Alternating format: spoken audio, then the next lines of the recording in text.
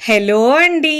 ఈరోజు మన కిచెన్లో చాలా ఈజీగా, హెల్తీగా, టేస్టీగా ఒక మంచి దోస రెసిపీని ఎలా చేయాలో చూపించబోతున్నానండి.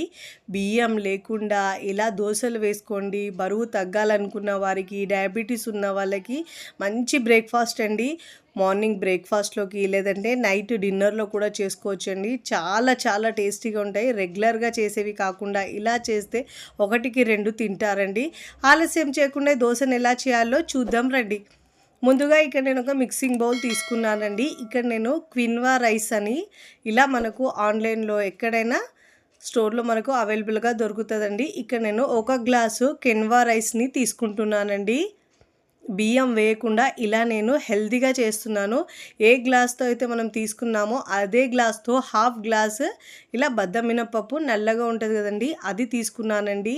ఇలా తీసుకోవడం వల్ల మనకు హెల్త్కి కూడా చాలా మంచిది. హాఫ్ టీ స్పూన్ దాకా మెంతులు వేసుకోవాలి. మెంతులు ఫ్లేవర్ చాలా బాగుంటుందండి దోశకైతే. శుభ్రంగా ఒక 3-4 సార్లు బాగా వాష్ చేసుకొని ఆ వాటర్ తీసేసి మళ్ళీ దాంట్లో తిరిగి వాటర్ పోసుకొని ఓవర్ నైట్ నానబెట్టుకున్నానండి. కనీసం ఒక 6 నుంచి 7 గంటలు నానబెట్టుకోవాలి. ఇప్పుడు నేను మార్నింగ్ చూపిస్తున్నాను చూడండి. ఇలా 3-4 సార్లు మనం ఇలా వాష్ చేసుకుంటే పైన పొట్టు ఈజీగా ఊడొచ్చేస్తుందండి. నేను కొద్దిగా ఇలానే ఉంచుకున్నాను. ఇప్పుడు ఇలా శుభ్రంగా వాష్ చేసుకున్న తర్వాత మిక్సీ జార్ తీసుకొని దాంట్లో వేసుకోవాలండి. సగం వరకు వేసుకుంటున్నాను దీంట్లో అయితే.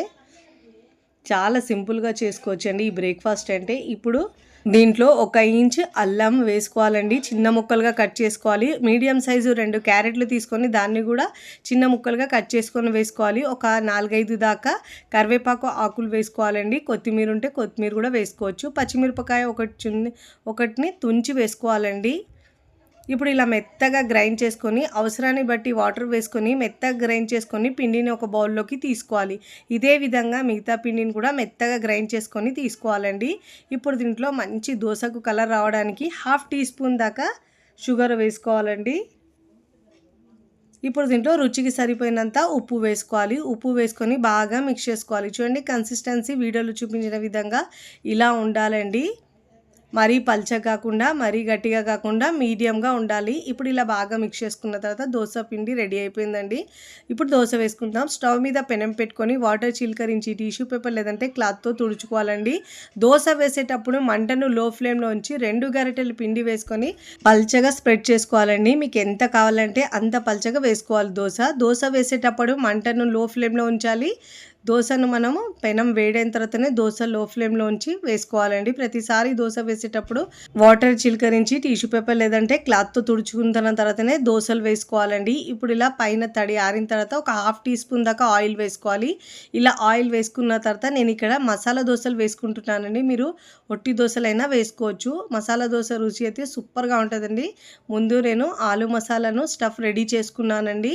ఇలా చక్కగా అన్ని వైపులో మంచి గోల్డెన్ కలర్ వచ్చే వరకు అన్ని వైపులో తిప్పుకొని కాల్చుకోవాలండి. ఇప్పుడు ఇలా మీకు నచ్చిన విధంగా ఫోల్డ్ చేసుకొని ప్లేట్లోకి తీసుకోవాలి. ఫస్ట్ టైం నా ఛానల్ చూస్తున్న వాళ్ళు ప్లీజ్ నా ఛానల్ని సబ్స్క్రైబ్ చేసుకోండి, లైక్ చేయండి, పక్కనున్న బెల్ ఐకాన్ని ప్రెస్ చేయండి. ఇలా ప్రెస్ చేయడం వల్ల నేను పెట్టే వీడియో నోటిఫికేషన్ ముందుగా మీ హోమ్ పేజ్కి వస్తాయండి. ఇప్పుడు ప్లేట్లోకి తీసుకోవాలి. ఇదే విధంగా మరొక దోశ వేసి చూపిస్తున్నానండి.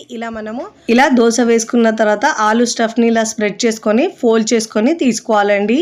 చాలా ఈజీగా సింపుల్గా టేస్టీగా చేసుకునే ఈ దోశ మీకు నచ్చితే తప్పకుండా ట్రై చేయండి. ట్రై చేసి ఎలా కుదిరిందో కామెంట్ ద్వారా తెలియచేయండి. సర్వింగ్ ప్లేట్లోకి సర్వ్ చేసుకొని వేడి తింటే రుచి అద్భుతంగా ఉంటుందండి. నచ్చిన చట్నీతో సర్వ్ చేసుకోవచ్చు. రుచి సూపర్గా ఉంటుంది.